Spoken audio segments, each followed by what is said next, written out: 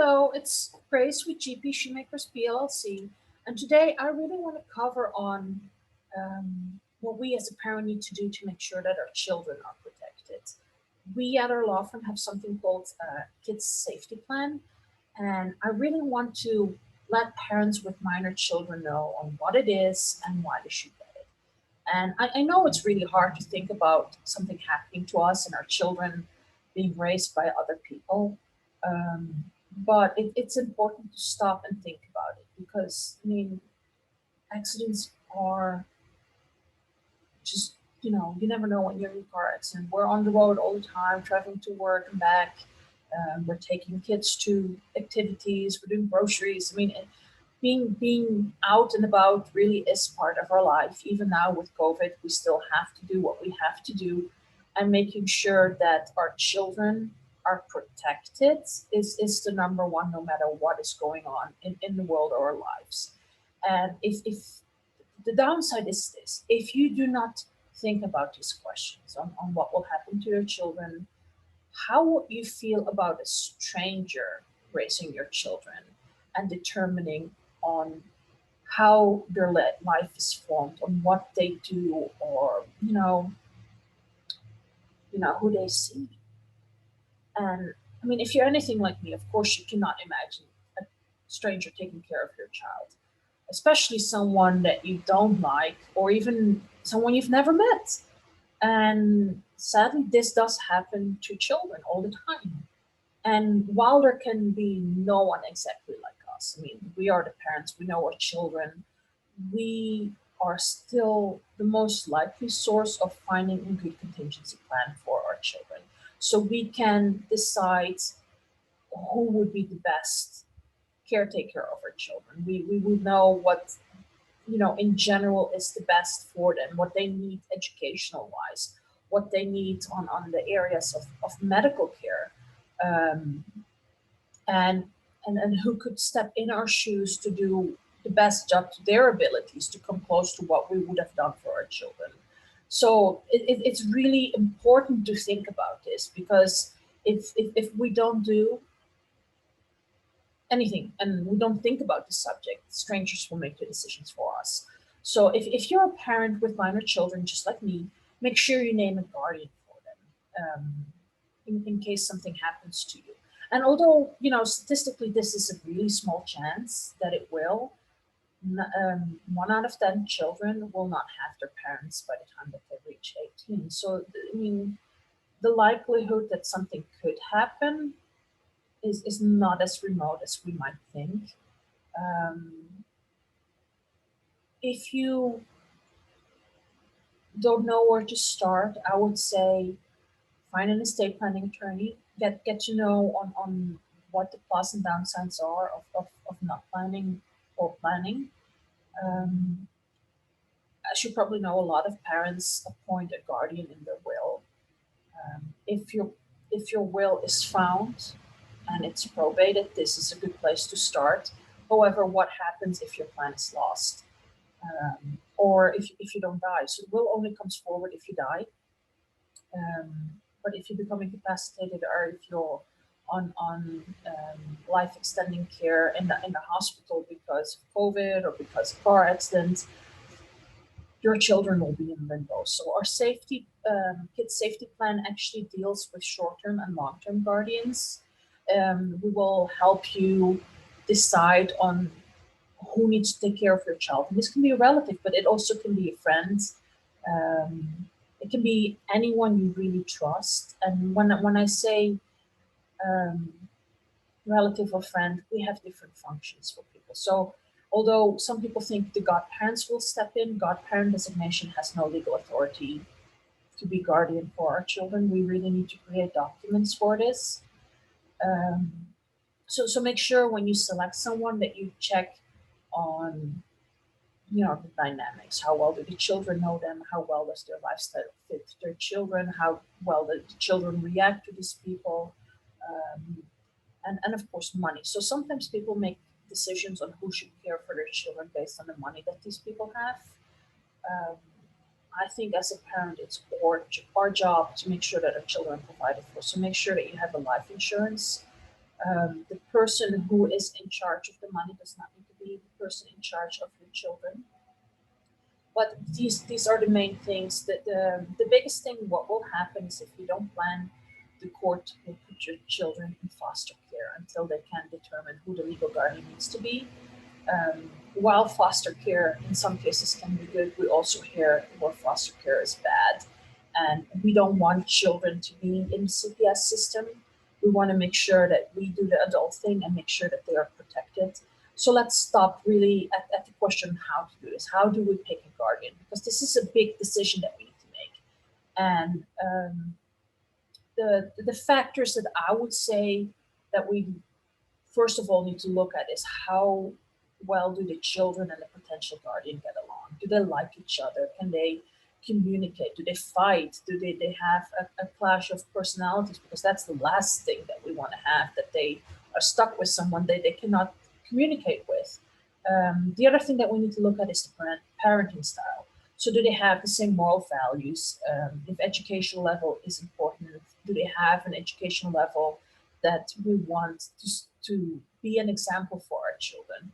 What are their health practices? I mean, we don't want to put your child who's vegan with a bunch of meat eaters. So the other way around.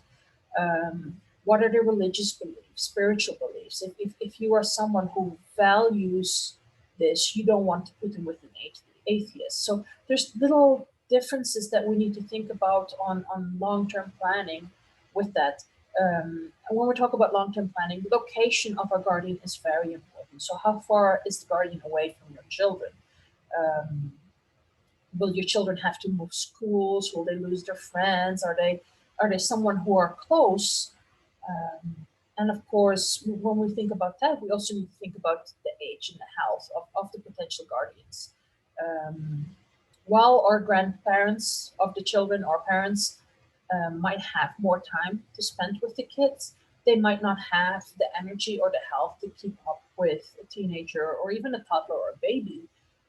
The other thing is how long can they take care of them? Because I mean, someone who's currently in good health might have a health issue later on, or they might even die before the child is grown. So make sure that whoever you pick is someone that you think will be around for a bit, or even that you have a secondary person in case the first choice is no longer there.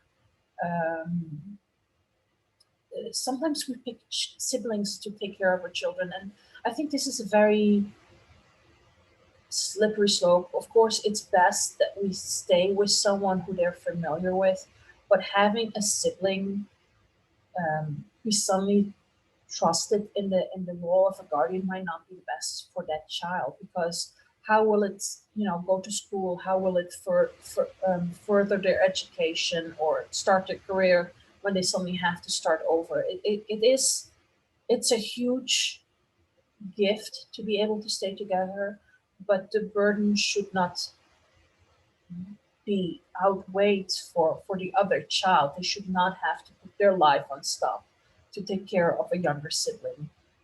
These are things really you need to think out for before you actually appoint someone as a guardian. And of course, the emotional preparedness. So while we think someone is ready to take on this job, it might not be, or it might be so, depending on really on their age, because sometimes people who are single might be ready or they might not be ready. What is their child wish? Do they want to take care of children? Do they know how to take care of children? Are they mature enough? I mean, we have a lot of old people out here that might not be mature enough to take care of children because they're very egocentrical. Also, the household. If we say we're going to leave everybody to Susie and Susie's care, what if Susie is dating and her future husband does not care for children? What will happen then? So really make sure that if you pick someone who serves as a guardian for your children, that they understand that this is a big deal. You don't want to put the children in the care of someone and then find out that they need to be moved to someone else later on. It's harmful. Children should feel safe and they should not be bounced around if there's any chance to avoid this. Um, so the top candidate really is who's willing to serve, um, and who is the alternative in case this person can no longer serve. Then the other thing is that we need to talk about is money. So the person taking care of the children does not need to be the person in charge of the money. Raising children is expensive, and this technically is not something that the person taking care of her children should bear. So having a financial plan is very important. I don't sell insurance. I don't, do any investments. But I think as a parent, you need to be very sure that you sit down and you understand the importance of having life insurance, or making sure that there are funds, if you don't have life insurance, that will take care of your children's needs. And this would include their medical needs, this would include their college education, it would include tutoring even, or summer camp or travel, whatever your family values are, they should be reflected in the money plan that you do for your children. So the factors that you really should think about is the person that I put in charge of my child's money when I'm gone is, can they handle it? Do they know how to deal with money? Sometimes the person in charge of the day-to-day care of the child is not the one that we want to be in charge of the money. This is perfectly fine. Just make sure that these two people can actually communicate with each other. The other thing is um, the, the person raising our children. If this is the person in charge of the money, how do you make sure that they don't use the money for their ends instead of your child? So setting up a specific trust might be a good idea. If any of this sounds like a worthy conversational subject, um, don't stop at just at this video. Give my office a call. Our number is 832-408-0505. I'll be happy to talk you through this to see if we need to create any legal documents to, express your wishes in case something happens to you. I guess the biggest takeaway that I can give to you is this. If you have a plan, if you have the peace of mind, you can focus more on what's happening in your life now than the what ifs of the future. Um, we do this every day. We help people appoint guardians. We help people with their estate plan.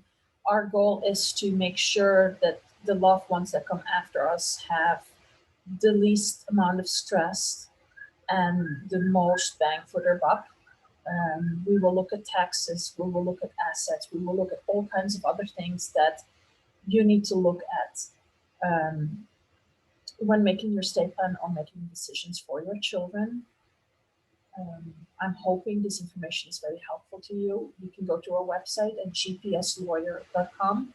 We have more information about the Kid Safety Plan on there. We have a large library of blogs on the subject of estate planning. I would encourage you to check it out. And that's all I have for today. I'm sure I'll post another video in the near future. So hopefully this was educational. If you have any questions or if there's any other subjects you want to hear about, just shoot me an email or a text or a Facebook Messenger. I will eventually get back to them all, and then we'll go from there. I hope you have a great day. And I'm Grace Shoemaker, and that was it.